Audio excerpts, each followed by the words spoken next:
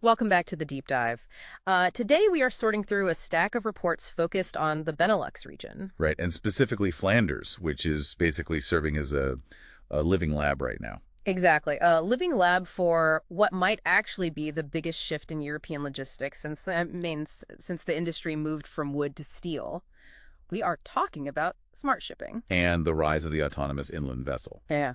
which is a massive topic. It is, and the mission for this deep dive is to really unpack the difference between, just adding cool new gadgets and a fundamental systemic change in how cargo actually moves. Because the sources make it very clear right from the jump. This isn't just slapping a digital autopilot on a barge. We are looking at a transition happening from now until 2050. That completely changes the waterway. Completely changes it, yeah. Well, let's get straight into the terminology then, because the papers draw a really hard line between automated and autonomous. They do. It is a distinction that gets muddied a lot in the headlines. Yeah. If you look at the CCNR definition. That is the Central Commission for the Navigation of the Rhine for you listening at home. Yes, thank you.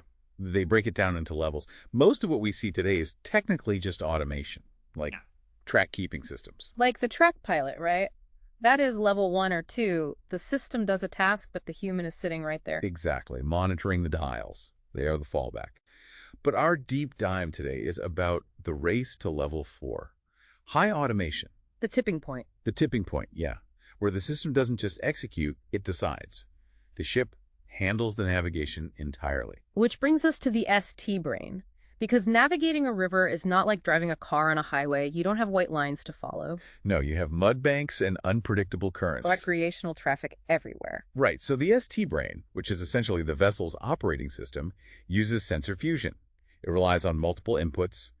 It layers LiDAR to spot tiny nearby objects like buoys. With laser precision. Yeah, laser precision right on top of radar for long-range detection in bad weather. But the microphones were what really stood out to me. And the audio feedback. Yeah, it isn't just visual data. No, because a skipper uses their ears to hear engine strain or the way the water sounds against the hull.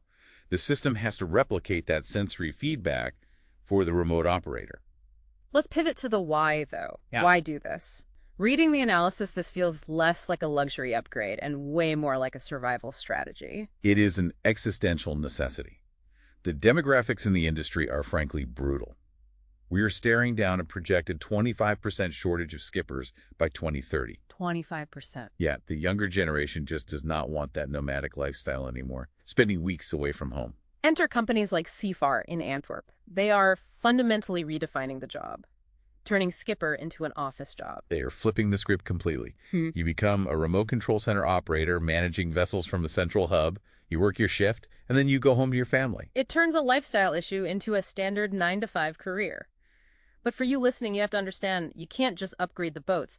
The smart shipping concept falls apart if the river is still analog. Completely. The vessel has to talk to the infrastructure. So the Flemish waterway has this plan to automate bridges and locks by 2032, right? Yes. Controlling all that massive physical infrastructure from just 3 central hubs. Smart ship, smart river. So timeline-wise, we are basically in the trial phase right now. We are. 2025 is the big benchmark for unmanned trials in the Netherlands. And by 2030... By 2030, the expectation is a quarter of the fleet has human-assisted autonomy.